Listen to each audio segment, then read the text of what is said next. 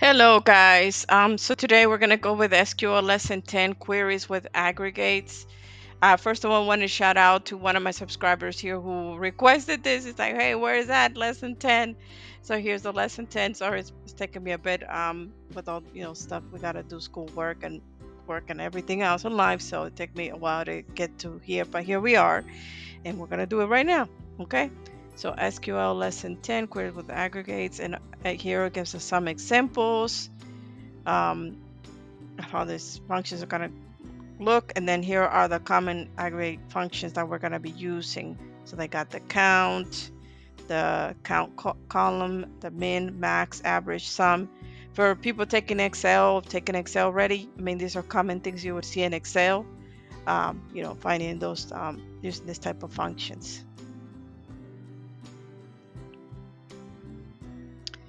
And again, it gives us more examples here. It says, in addition to aggregating across all the rows, you can instead apply aggregate functions to individual groups of data with a group.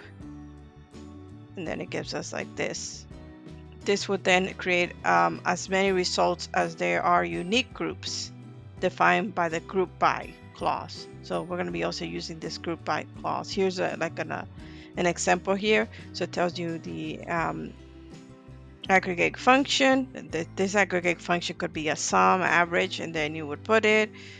This over here, the as is to then give it a description. You can give it a different description so it doesn't give you this. From the table you're using, where, and then group by. And the table we're using today is going to be the employees table. So table name right there. Different roles. We have the role, the name, the building, and years employed. All right, so in the first, and it starts out with this query, which is select all from employees. So it's going to give you all the names of the employees, the role they're in, their buildings, right? You can see the buildings are here, name of the building. So it looks like we have one E and two W. Those are the two buildings, right? And then the years. Looking at this, just taking a look at this really quick, because the question, it says find the longest time that an employee has been at the studio. We can see it looks like this one, and it's Scott is the name of this person. Okay, so yeah, so of course, how do we find that, right? With writing a query. So in here, what we're going to do is we're going to leave this from employees. We're going to take this off. We're going to use the to find this one. So longest time that employee has been at the studio, we're gonna go with select max. And inside this, I would like to capitalize these things. You don't have to, but I do. We're gonna put the max, and they're looking for years employed. So inside that, we're gonna put years employed.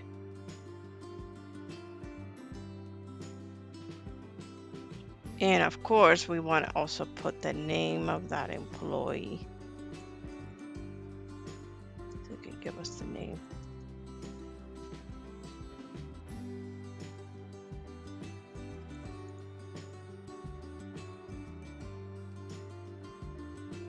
And what else are we missing here? It says the employee's name from employees. Okay. So select max and then years employed. And then we said put name from employees. Yeah.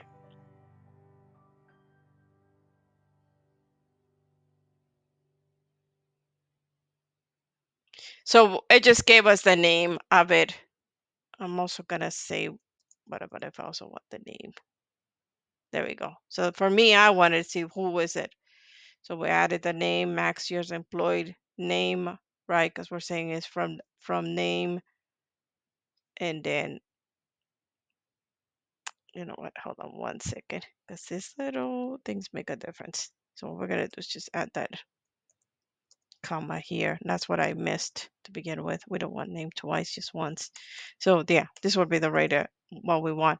So we're gonna say select max year employed, comma. You don't forget that comma, and then name from employees, right? So then it gives us the max, which is we wanted 9 years, and who's that employee? Scott. Okay, he's the one. Next one. For each role, find the average number of years employed by employees in that role. Okay. So on this one, I want to say it's actually tell you average, right? So let's look at that function, average, AVG. So it finds the average numerical value in a specified column for all rows in the group. Okay. Well, I want to use that average AVG. Again, it gives us the name from employees, but we're not quite done here. And then they want the average. Okay, so this one we're saying from employees. So, and here we're gonna also just put the role, if you can spell right.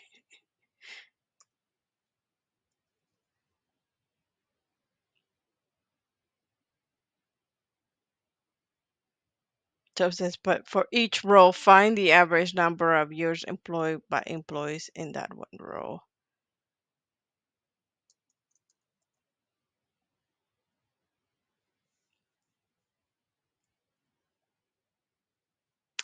That's what I would do, guys. And then what they're also asking that we need to do is this.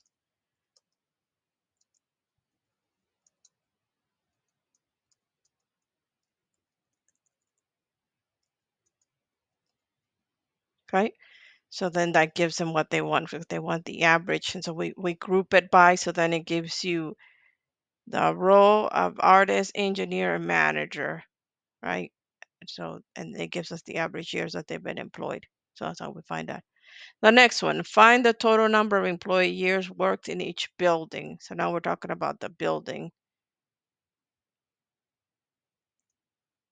Close to building. And they said they want to find the number of employees um, there. So we're gonna go, we're gonna use this function here, which would be sum. Find the sum of all numerical values, specified column. So let's use that one, sum.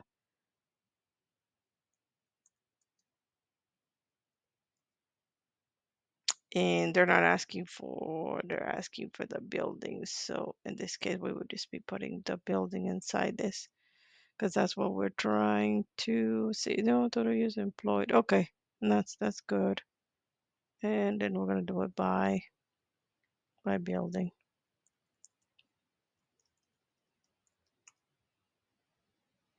So select building. We give us some total years. Okay. So on this building 1E, has been 29, and then this building has had 36. And then we could leave it like this and it's gonna say some years employed, but then we can come here and just add this one. And it doesn't matter if it's not capitalized, but I always like to capitalize it. Like kind of like those keywords need to be capitalized. And then we can give it a title of like total years employed, let's say. Total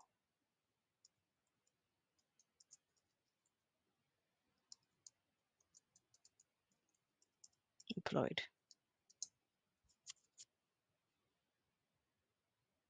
And don't give it too much space because then it doesn't want to be there together, right? So then we change this. Then we give it a title because just by adding this keyword here, it gives it a description, a better description. And that's pretty much it, guys. So again, the question, the last one was find the total number of employee years worked in each building, right? So it gave us here. Remember that group by gave us a total like we wanted. All right, guys. Thank you. Again, thank you for people that are sticking around with me here, and hopefully I don't take too long for the next one. But thank you, guys. Take care. Bye for now.